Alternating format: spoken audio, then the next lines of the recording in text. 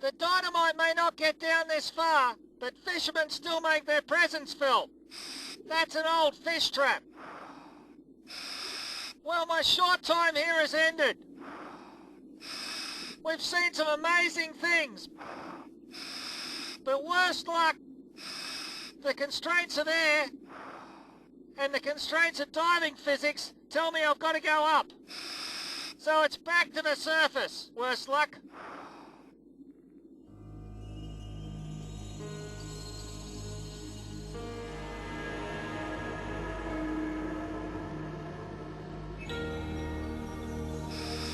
Before I can surface, I have to stay here a while and decompress. But look at these guys. Squid communicate by changing colours. Now they're thought to be Thresher sharks' favourite food. You mostly find them at about 150 to 300 feet. And that's where the Threshers are most comfortable. See you later, guys.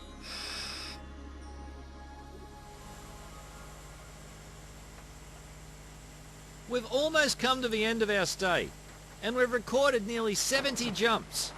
All that data will take some time to analyse, but I already have a good idea of what it's all about, and I can show you that on our last dive. I'm now fairly certain that everything that happens here centres around the tiny cleanerass and their cleaning stations. Thresher sharks are not the only animals to use them either. Manta rays are also coming in for a bit of a clean to remove their parasites.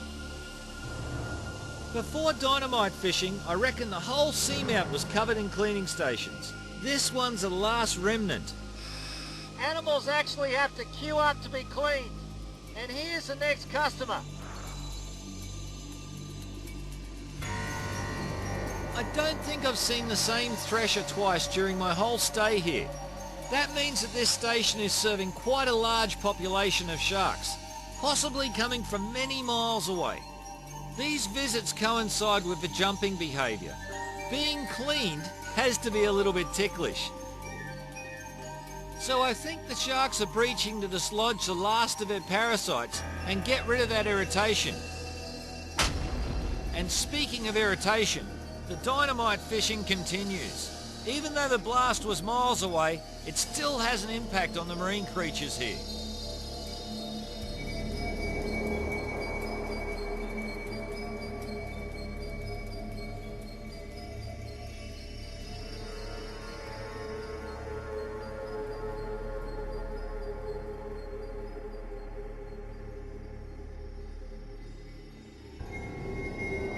Much of a hard coral here has already been destroyed by direct hits, but these soft corals are just as vulnerable.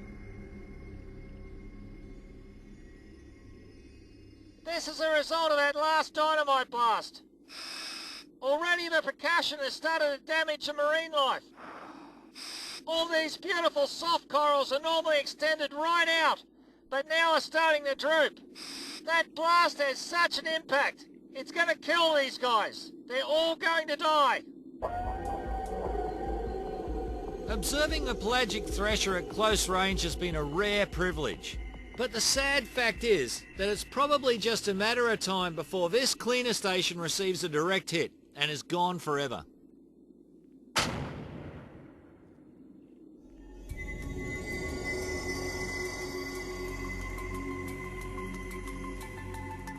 That may not affect the greater thresher population. As far as we know, this difficult to find species isn't endangered, but the chance to study them like this may never come again. However, the situation isn't without a small glimmer of hope.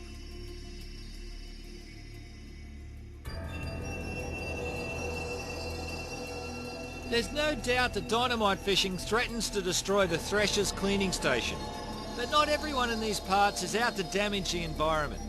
A large part of the population here relies on less destructive fishing methods, and most of them know that their existence depends on sustainable catch efforts. Even more positively, tourist diving offers the area a way to earn a living that exploits and maintains the Philippines' wonderful marine life.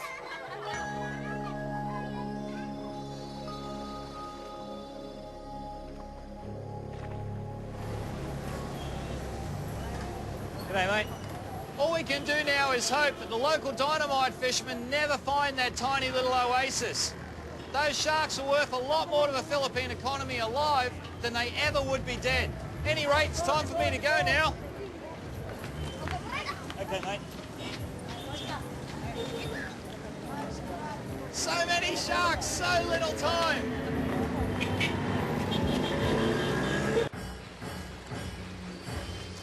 G'day, I'm Ian Gordon and I'm just about to hop in the water with the most dangerous shark in the world, the bull shark.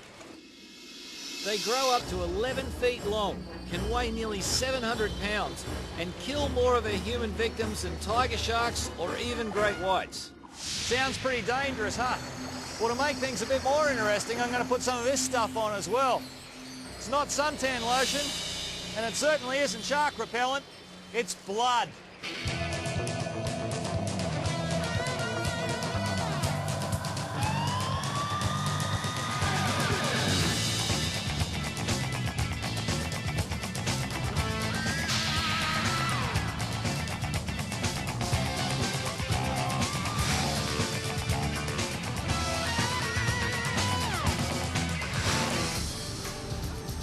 This is a famous Miami Beach, Florida.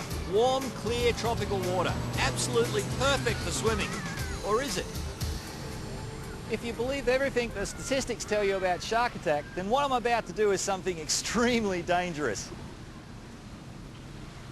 Geronimo!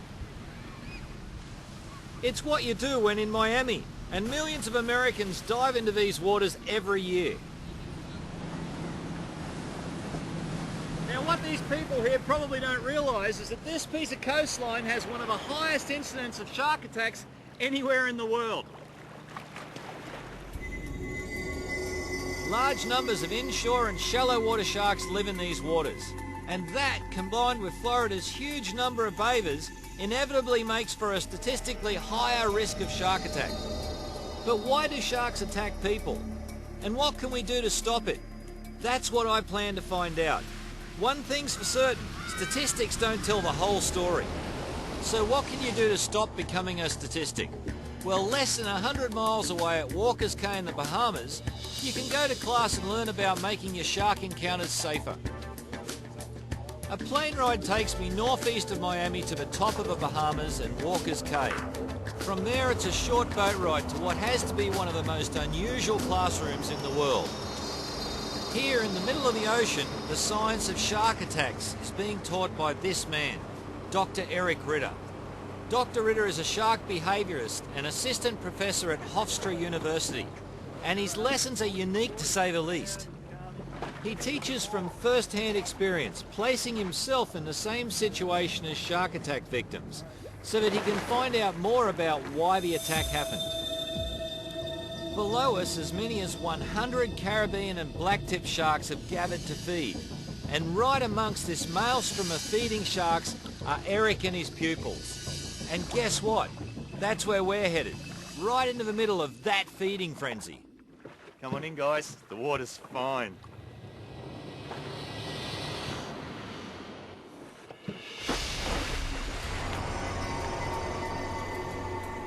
Scared? Well, that's one of the things that Eric teaches about. How the shark perceives you and what you can do to keep the playing field level. When we work with sharks, there's a kind of communication between the sharks and us. When that communication breaks down, that's when the chance of attack occurs. And that's what Dr. Ritter teaches. He teaches how to understand that breakdown in communication. Now, despite the dangerous reputation these sharks have, I'm pretty safe, and so are all the other people around me. It takes more than just sharks and people for an attack to happen. We're doing our best not to give these sharks the impression that we're the food, or that we're competing with them for that food. And we're also looking hard for any signs from them that that's what they're thinking. These students have learned that in a normal classroom, and now they're applying what they've learned to a real human shark situation. Just one of these guys is more than capable of killing